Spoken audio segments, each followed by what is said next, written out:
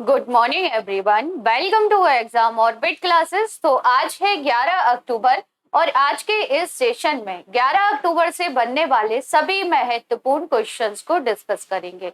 अगर आप किसी भी एग्जाम की तैयारी कर रहे हैं तो ये क्लास आप सभी के लिए बहुत ही महत्वपूर्ण रहने वाली है, तो एक बार आप सभी शेयर कर देंगे। तो चलिए डिस्कस करते हैं। सबसे पहले नजर डालते हैं आज की महत्वपूर्ण सुर्खियों पर। लड़कियों के लिए गैर पारंपरिक आजीविका में कौशल पर राष्ट्रीय सम्मेलन बेटियां बने कुशल का होगा आयोजन। गंगटोक में अमित शाह ने पटेल की प्रतिमा का किया अनावरण। एस जयशंकर ने न्यूजीलैंड में नए भारतीय उच्चायोग चांसरी का किया उद्घाटन। चीन ने अपनी पहली सौर वेधशाला कुआफू फर्स्ट को सफलतापूर्वक अंतरिक्ष की कक्षा में किया प्रक्षेपित। सुल्तान जोहर कप के लिए भारतीय टीम घोषित, मलेशिया में होगा टूर्नामेंट। श्रीनगर में चौथे हेली इंडिया समिट 2022 का किया गया उद्घाटन। 3 अमेरिकियों को बैंक पतन को रोकने में उनके शोध के लिए अर्थशास्त्र का मिला नोबेल पुरस्कार। आईसीसी अवार्ड जीतने वाली पहली भारतीय महिला बनी हरमनप्रीत कौर। सपा सुप्रीमो मुलायम सिंह का 82 साल की उम्र में हुआ निधन। यूनेस्को ने सोहरा में मोमलुहा गुफा को दुनिया के पहले 100 IUCN भूवैज्ञानिक स्थलों में चुना। अब डिस्कस कर लेते हैं कल के सेशन के बारे में। कल हम लोगों ने क्या क्या पढ़ा था, क्विक रिवीजन करेंगे। 37वें राष्ट्रीय खेल 2023 की मेजबानी की जाएगी गोवा के द्वारा। 36वें की मेजबानी पहली बार कर रहा है कौन, तो याद रखेंगे गुजरात। पहला ग्लोबल ड्रोन एक्सपो ये आयोजित कहां पर हुआ है, तो चेन्नई में। अंतरराष्ट्रीय सौर गठबंधन की 5वीं सभा कहां आयोजित की जाएगी, तो फ्रेंड्स ये 5वीं सभा होगी नई दिल्ली में। किस राज्य में 3 प्रांतीय सीमा बल यानी कि PAC की महिला बटालियन स्थापित की गई है, तो फ्रेंड्स ये तीनों बटालियन स्थापित की गई है उत्तर प्रदेश में। किस केंद्र शासित प्रदेश में एंटी डस्ट अभियान चलाया जा रहा है, नई दिल्ली में। विदेशी चीतों की निगरानी के लिए कितने सदस्यीय टास्क फोर्स का गठन किया गया है, तो 9 सदस्यीय टास्क फोर्स का गठन किया गया है चीतों की निगरानी के लिए। एडवांस सुपरवाइजरी मॉनिटरिंग सिस्टम दक्ष ये लॉन्च किया गया है RBI के गवर्नर शक्तिकांत दास के द्वारा। IBSF विश्व बिलियर्ड चैंपियनशिप 2022 का आयोजन किया गया था कुआलालंपुर, जो कि मलेशिया में है। हाल ही में कैप्टन इब्राहिम तोरे किस देश के नए प्रेसिडेंट चुने गए हैं, बुर्किना फासो के ये नए राष्ट्रपति बने हैं। नितिन गडकरी और योगी आदित्यनाथ ने संयुक्त रूप से कहां पर भारतीय सड़क कांग्रेस का उद्घाटन किया है, तो फ्रेंड्स लखनऊ में उद्घाटन किया गया है। तो ये था कल का करंट अफेयर। अगर डिटेल से जानना है तो कल की क्लास जरूर देख लीजिएगा। चलिए डिस्कस करते हैं आज के सेशन का फर्स्ट क्वेश्चन। किस देश ने सूर्य के रहस्यों को जानने के लिए काफो फर्स्ट उपग्रह लॉन्च किया है, तो फ्रेंड्स ये काफो फर्स्ट किससे रिलेटेड है, तो याद रखेंगे सूर्य ग्रह से ये रिलेटेड है। सूर्य के अध्ययन के लिए इसे लॉन्च किया गया है चाइना के द्वारा। किसने इसे लॉन्च किया है फ्रेंड्स, तो याद रखेंगे चाइना ने इसकी लॉन्चिंग की है। और किस रॉकेट से इसे लॉन्च किया गया है, तो लॉन्ग मार्च 2D, लॉन्ग मार्च 2D से इसे लॉन्च किया गया है। लॉन्चिंग किसने की है, तो फ्रेंड्स याद रखेंगे चाइना के द्वारा की गई है। अब डिस्कस कर लेते हैं चाइना से ही रिलेटेड कुछ एक्स्ट्रा फैक्ट जो कि आगामी परीक्षा के लिए महत्वपूर्ण है। किस देश के चंद्र जांच मिशन ने चंद्रमा पर पानी के साक्ष्य खोजे हैं फ्रेंड्स, तो आपका आंसर होगा चाइना। चांद पर अपना राष्ट्रीय झंडा फहराने वाला दुनिया का दूसरा देश कौन सा है, तो चीन है। पहला देश कौन सा है दुनिया का जिसने चंद्रमा पर झंडा फहराया था, ये आप कमेंट्स करके बताएंगे। किस देश के रोवर ने चंद्रमा के दूसरी तरफ, फ्रेंड्स याद रखेंगे चंद्रमा के दूसरी तरफ 2 कांच के गोलों की खोज की है, तो ये चीन के रोवर के द्वारा की गई थी। चीन की सरकारी अंतरिक्ष संस्था का क्या नाम है, तो चीनी राष्ट्रीय अंतरिक्ष प्रशासन या चाइना नेशनल स्पेस एडमिनिस्ट्रेशन के नाम से इसे जाना जाता है। भारत की अंतरिक्ष एजेंसी का क्या नाम है, तो फ्रेंड्स याद रखेंगे इसरो कहा जाता है भारत की अंतरिक्ष एजेंसी को। मैप में आप सभी चीन की लोकेशन देख सकते हैं फ्रेंड्स, ये है चाइना। चाइना से भारत की कितनी सीमा लगती है, तो 4056 किलोमीटर सीमा लगती है। किससे? चाइना से। फ्रेंड्स याद रखेंगे, चाइना से जो भारत की सीमा लगती है, इसकी सुरक्षा किसके द्वारा की जाती है, तो आपका आंसर होगा आईटीबीपी। आईटीबीपी के द्वारा भारत से जो चीन की सीमा लगती है, इसकी सुरक्षा की जाती है। अब आप लोगों को बताना है कि हाल ही में आईटीबीपी के महानिदेशक कौन बने हैं। हाल ही में आईटीबीपी के नए महानिदेशक कौन बने हैं, ये आप सभी कमेंट्स करके बताएंगे। फ्रेंड, चीन से जो सीमा लगती है, इसे हम मैक-मोहन लाइन के नाम से जानते हैं। किस नाम से जानते हैं, तो याद रखेंगे मैक-मोहन लाइन के नाम से इसे जाना जाता है। फ्रेंड्स, अगर आप लोग पहली बार चैनल पर विजिट कर रहे हैं तो चैनल को सब्सक्राइब कर लीजिएगा, साथ ही बेल आइकन दबाना बिल्कुल ना भूलें, जिससे आप लोगों को क्लास का नोटिफिकेशन सबसे पहले मिल जाएगा। अगर क्लास अच्छी लग रही है तो क्लास को ज्यादा से ज्यादा शेयर कीजिएगा, लाइक कीजिएगा और चैनल को सब्सक्राइब जरूर कर लीजिएगा। फ्रेंड्स, रोज रात 10 बजे स्टैटिक जीके की क्लास होती है, जिसमें स्टैटिक जीके के साथ साथ करंट अफेयर के टॉप क्वेश्चंस भी आपको इस क्लास में कराए जाते हैं। ये क्लास लाइव रहती है, आप सभी इस क्लास को भी अटेंड कर सकते हैं। बढ़ते हैं नेक्स्ट क्वेश्चन की ओर। फ्रेंड्स, अगला क्वेश्चन है कि किस राज्य में स्थित मोमलुहु गुफा को यूनेस्को के दुनिया के पहले 100 IUGC, फ्रेंड्स याद रखेंगे, IUGC वो वैज्ञानिक स्थलों में से एक के रूप में चुना गया है। तो पहला पॉइंट, मोमलुआ जो गुफाएं हैं फ्रेंड्स, ये कहां पर हैं, तो ये है मेघालय राज्य में। कहां पर है फ्रेंड्स, तो याद रखेंगे मेघालय में है। अब डिस्कस कर लेते हैं यूनेस्को के बारे में कुछ बेसिक इंफॉर्मेशन। तो यूनेस्को की स्थापना कब की गई थी फ्रेंड्स? 1945 में यूनेस्को की स्थापना हुई थी। यूनेस्को क्या वर्तमान में हेडक्वार्टर कहां पर है, मुख्यालय कहां पर है, तो आपका आंसर होगा पेरिस, फ्रांस में। यूनेस्को के वर्तमान में प्रमुख कौन है फ्रेंड्स, तो याद रखेंगे ऑद्रे अजोले, जो कि यूनेस्को के वर्तमान में प्रमुख है। तो ये जानकारी आप सभी को यूनेस्को के बारे में याद रखनी है। पिक में आप सभी इन गुफाओं को देख सकते हैं, जो कि कहां पर है, तो ये मेघालय राज्य में है।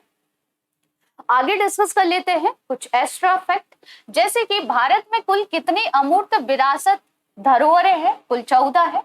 किस राज्य के लिविंग रूट ब्रिज को यूनेस्को के विश्व धरोहर स्थलों की अस्थायी सूची में शामिल किया गया है? तो फ्रेंड्स, ये जो लिविंग रूट ब्रिज है ना, जो जीवित पुल के नाम से भी इन्हें जाना जाता है, ये रबड़ के पेड़ से बनाए जाते हैं और ये कहां पर है? मेघालय। यानी कि जो मेघालय में लिविंग रूट ब्रिज है ना, इन्हें यूनेस्को की अस्थायी सूची में शामिल किया गया है। तो ये 3 पॉइंट अभी हमने डिस्कस भी किए थे। विश्व धरोहर दिवस कब मनाया जाता है? तो 18 अप्रैल को विश्व धरोहर दिवस मनाते हैं। यूनेस्को वर्ल्ड हेरिटेज सूची में भारत की कुल कितनी मिश्रित धरोहरें हैं फ्रेंड्स? तो मिश्रित धरोहर केवल एक है, जिसे कंचनजंगा नेशनल पार्क, जो कि कहां पर है फ्रेंड्स? तो ये है सिक्किम राज्य में। फ्रेंड्स याद रखेंगे, भारत की एकमात्र मिश्रित धरोहर है। किस शहर को यूनेस्को की क्रिएटिव सिटी नेटवर्क में शामिल किया गया है? तो क्रिएटिव सिटी नेटवर्क में शामिल किया गया है श्रीनगर को। किसे शामिल किया गया है फ्रेंड्स? तो याद रखेंगे, श्रीनगर को शामिल किया गया है। अमूर्त धरोहर, फ्रेंड्स याद रखेंगे, अमूर्त धरोहर 2022 के रूप में इस बार नामित किया गया है गरबा को। गरबा कहाँ का लोक नृत्य है फ्रेंड्स? तो ये गुजरात का लोक नृत्य है। कहाँ का लोक नृत्य है फ्रेंड्स? याद रखेंगे, गुजरात का है। और 2021 में अमूर्त धरोहर के रूप में शामिल किया गया था दुर्गा पूजा को। किसे शामिल किया गया था फ्रेंड्स? तो दुर्गा पूजा, जो कि कहाँ की है? पश्चिम बंगाल। तो ये 2 पॉइंट भी आप सभी को याद रखना है। नेक्स्ट क्वेश्चन है कि चौथे हेली इंडिया समिट 2022 का उद्घाटन कहाँ किया गया है? तो फ्रेंड्स, हेली इंडिया समिट 2022 ये हुआ है श्रीनगर, जम्मू कश्मीर में। कहां पर हुआ है फ्रेंड्स? तो श्रीनगर, जम्मू कश्मीर में इसका आयोजन किया गया। ठीक है। केंद्रीय नागरिक उड्डयन मंत्री यानी कि ज्योतिरादित्य सिंधिया और जम्मू कश्मीर के वर्तमान में उपराज्यपाल कौन है? मनोज सिन्हा ने। 10 अक्टूबर को श्रीनगर में चौथे हेली इंडिया समिट 2022 का उद्घाटन किया है। फ्रेंड्स, इस समिट का विषय क्या है? तो इस समिट का विषय है helicopter for last mile connectivity, इसका विषय है। मुंबई, पुणे, अहमदाबाद, गांधीनगर और शमशाबाद बेगमपेट से 3 हेलीकॉप्टर कॉरिडोर बनाए गए हैं और नए IFR कॉरिडोर की योजना बनाई जा रही है गवर्नमेंट के द्वारा। नेक्स्ट क्वेश्चन है कि सुल्तान जोहर कप 2022 के लिए हॉकी इंडिया ने 18 सदस्यीय भारतीय जूनियर पुरुष टीम की घोषणा कर दी है। यह खेल कहां पर खेला जाएगा? तो फ्रेंड्स, ये जो खेल है ये होगा कहां पर? मलेशिया में। कहां पर इसे आयोजित किया जाएगा? तो मलेशिया में इसका आयोजन होगा। फ्रेंड्स, भारत की तरफ से टीम की घोषणा कर दी गई है।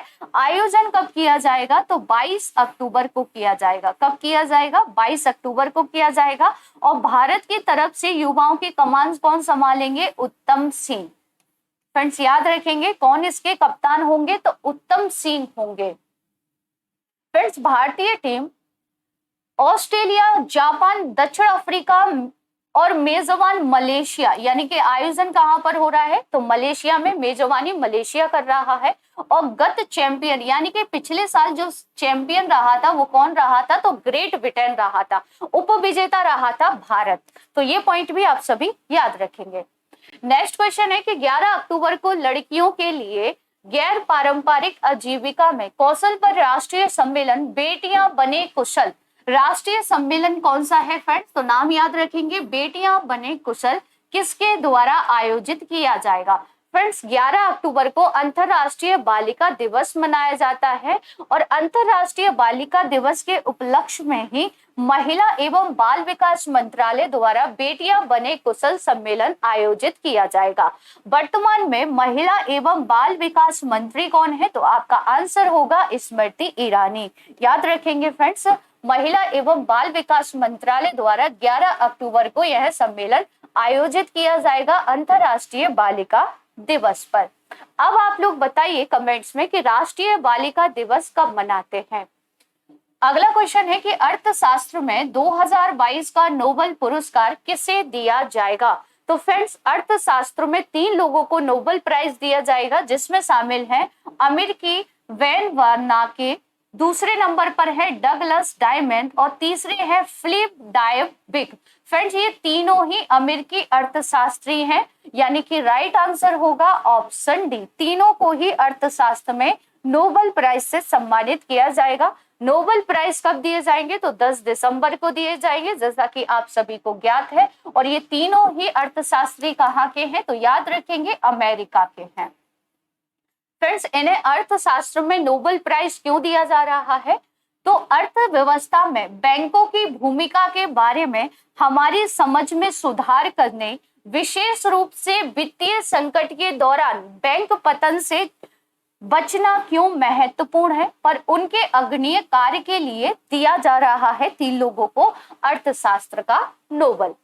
अगला क्वेश्चन है कि हाल ही में गृह मंत्री अमित शाह ने कहां पर लौह पुरुष सरदार वल्लभ भाई पटेल की प्रतिमा का अनावरण किया है? तो फ्रेंड्स, सबसे ऊंची जो वल्लभ भाई पटेल की जो प्रतिमा है वो कहां पर है? गुजरात में है, जिसे हम स्टैच्यू ऑफ यूनिटी के नाम से जानते हैं। तो ये जो गृह मंत्री राजनाथ सिंह द्वारा जो की गई ना, गृह मंत्री अमित शाह द्वारा ये प्रतिमा जो स्थापित की गई है, ये की गई है गंगटोक में। कहां पर की गई है? तो गंगटोक में की गई है। गंगटोक किसकी राजधानी है फ्रेंड्स? तो ये सिक्किम की राजधानी है और सिक्किम के राजभवन में इस प्रतिमा का उद्घाटन किया गया है। कहां पर किया गया है? तो सिक्किम के राजभवन में। याद रखेंगे, अमित शाह जी द्वारा किया गया है। साथ ही अमित शाह ने प्रगति पथ कॉफी टेबल पुस्तक का भी विमोचन किया है यहाँ पर, यानी कि सिक्किम में। नेक्स्ट क्वेश्चन है कि विदेश मंत्री एस जयशंकर ने किस देश में नए भारतीय उच्चायुक्त चांसलरी का उद्घाटन किया है? तो फ्रेंड्स, ये जो उद्घाटन किया गया है ये किया गया है न्यूजीलैंड में। कहां पर किया गया है? तो याद रखेंगे न्यूजीलैंड में किया गया है विदेश मंत्री एस जयशंकर जी के द्वारा। अब डिस्कस कर लेते हैं न्यूजीलैंड के बारे में बेसिक इंफॉर्मेशन। तो फ्रेंड्स यहाँ पर आपको देखने को मिलेगा मैप में न्यूजीलैंड। न्यूजीलैंड की राजधानी वेलिंगटन है। न्यूजीलैंड की मुद्रा को कहते हैं न्यूजीलैंड डॉलर। क्या कहते हैं फ्रेंड्स? तो याद रखेंगे न्यूजीलैंड डॉलर के नाम से जाना जाता है। न्यूजीलैंड का सबसे बड़ा शहर कौन सा है? ऑकलैंड है। न्यूजीलैंड की वर्तमान में पीएम है जेसिंडा। याद रखेंगे फ्रेंड्स, कौन है? जेसिंडा है। न्यूजीलैंड वासियों को क्या कहा जाता है? तो कीवी कहा जाता है। फ्रेंड्स, कीवी एक ऐसा पक्षी है जो उड़ नहीं सकता है और ये कहाँ पाया जाता है? तो कीवी पाया जाता है न्यूजीलैंड में। कहाँ पर मिलेगा ये पक्षी आपको देखने को? तो न्यूजीलैंड में। न्यूजीलैंड का राष्ट्रीय पक्षी कौन सा है फ्रेंड्स? तो कीवी पक्षी ही राष्ट्रीय पक्षी है यहाँ का। यह सिर्फ न्यूजीलैंड में पाया जाता है जो कि उड़ नहीं सकता। उत्तरी न्यूजीलैंड को दक्षिणी न्यूजीलैंड से कौन सी जल संधि अलग करती है फ्रेंड्स? तो कुक जल संधि उत्तरी न्यूजीलैंड को दक्षिणी न्यूजीलैंड से अलग करती है। न्यूजीलैंड की सबसे बड़ी झील कौन सी है? तो ताउपी झील है फ्रेंड, जो कि कहाँ पर है? न्यूजीलैंड में। औराकी माउंट या कुक कहाँ पर है? तो ये दोनों पर्वत भी आपको न्यूजीलैंड में देखने को मिलेंगे। नेक्स्ट क्वेश्चन है कि ICC player of the month award जीतने वाली पहली भारतीय महिला क्रिकेटर कौन बन गई हैं? तो फ्रेंड्स, सितंबर के लिए ICC player of the month award जीता है भारतीय क्रिकेटर हरमनप्रीत कौर ने। किसने जीता है फ्रेंड्स? याद रखेंगे, भारतीय क्रिकेटर हरमनप्रीत कौर ने यह अवार्ड जीता है और इस अवार्ड को जीतने वाली पहली भारतीय महिला ये बन गई है। वहीं याद रखेंगे कि पुरुषों में यह खिताब जीता है पाकिस्तान के मोहम्मद रिजवान ने। सितंबर माह के लिए दिया गया है फ्रेंड्स ये अवार्ड, याद रखेंगे आप सभी। नेक्स्ट क्वेश्चन है कि मुलायम सिंह यादव, जिनका 10 अक्टूबर 2022 को निधन हो गया, इन्होंने किस राज्य के मुख्यमंत्री के रूप में कार्य किया है? तो फ्रेंड्स, ये उत्तर प्रदेश के मुख्यमंत्री रहे थे। कहाँ के? उत्तर प्रदेश के ये 3 बार मुख्यमंत्री रहे हैं। 1989, 1993 और 2003 में उत्तर प्रदेश के मुख्यमंत्री रहे हैं और समाजवादी पार्टी की जो स्थापना की गई थी वो मुलायम सिंह जी के द्वारा की गई थी, जिनका हाल ही में निधन हो गया है। अब डिस्कस कर लेते हैं टॉप 10 स्टैटिक जीके क्वेश्चन। मनुष्य के शरीर में हड्डियों की कुल संख्या कितनी है? 206। भारत का सबसे प्राचीन वेद कौन सा है? ऋग्वेद। भारतीय संगीत का आदि ग्रंथ किसे कहा जाता है? तो सामवेद को कहा जाता है। आयरन शब्द किस खेल से संबंधित है फ्रेंड? तो ये गोल्फ से रिलेटेड है। थॉमस कप किस खेल से संबंधित है? तो थॉमस कप का संबंध है बैडमिंटन से। एवरेस्ट को नेपाल में किस नाम से जानते हैं? तो सागर माथा के नाम से जाना जाता है। डिस्कवरी ऑफ इंडिया पुस्तक किसने लिखी है? तो जवाहरलाल नेहरू जी के द्वारा यह पुस्तक लिखी गई है। द गदर पार्टी की स्थापना किसने की थी फ्रेंड्स? तो गदर पार्टी की जो स्थापना हुई थी ये हुई थी 1913 में। पचे हुए भोजन का अवशोषण कौन करता है? तो याद रखेंगे, छोटी आंत में होता है। मनुष्य के शरीर की सबसे बड़ी ग्रंथि कौन सी है? यकृत या लीवर। पिछली क्लास में आपसे जो क्वेश्चन पूछे गए थे उनके आंसर देख लेते हैं। हमार बेटे हमार मान अभियान की शुरुआत किसके द्वारा की जाएगी? तो ये छत्तीसगढ़ सरकार द्वारा शुरू किया जाएगा महिलाओं के सुरक्षा के लिए। भारतीय सेना ने किस स्थान पर दुनिया के सबसे ऊंचे युद्ध क्षेत्र पर सैटेलाइट ब्रॉडबैंड आधारित इंटरनेट सेवा की शुरुआत की है? तो फ्रेंड्स, ये सेवा शुरू की गई है सियाचिन ग्लेशियर पर। माउंट एटना, जिसे यूरोप का सबसे सक्रिय ज्वालामुखी माना जाता है, वह निम्नलिखित में से किस देश में है? तो फ्रेंड्स, ये जो ज्वालामुखी है ये है इटली में। नेक्स्ट एंड लास्ट क्वेश्चन था, निम्नलिखित में से कौन सी नदी एस्चुरी नहीं बनाती है? तो फ्रेंड्स, याद रखेंगे, नर्मदा, ताप्ती और मांडवी, ये तीनों एस्चुरी यानी कि ज्वार नदमुख का निर्माण करती हैं, डेल्टा नहीं बनाती हैं। महानदी इसमें से राइट आंसर होगा। अब आप सभी के लिए कुछ क्वेश्चन हैं जिनके आंसर आप सभी को देने हैं कमेंट्स बॉक्स में। पहला क्वेश्चन है कि टेनिस टूर्नामेंट स्विच ओपन 2022 में पुरुष एकल का खिताब किसने जीत लिया है? अगला क्वेश्चन है कि 69वीं सीनियर पुरुष राष्ट्रीय कबड्डी चैंपियनशिप 2022 का खिताब किसने जीता है? नेक्स्ट क्वेश्चन है, समुद्र की गहराई मापने के लिए कौन सा उपकरण प्रयोग किया जाता है? नेक्स्ट क्वेश्चन है, मानव शरीर के ताप को कौन सी ग्रंथि नियंत्रित रखती है? तो फ्रेंड्स इन सभी के आंसर आप सभी को देने हैं कमेंट्स बॉक्स में। आज का ये सेशन आप सभी को कैसा लगा कमेंट्स बॉक्स में जरूर बताइएगा।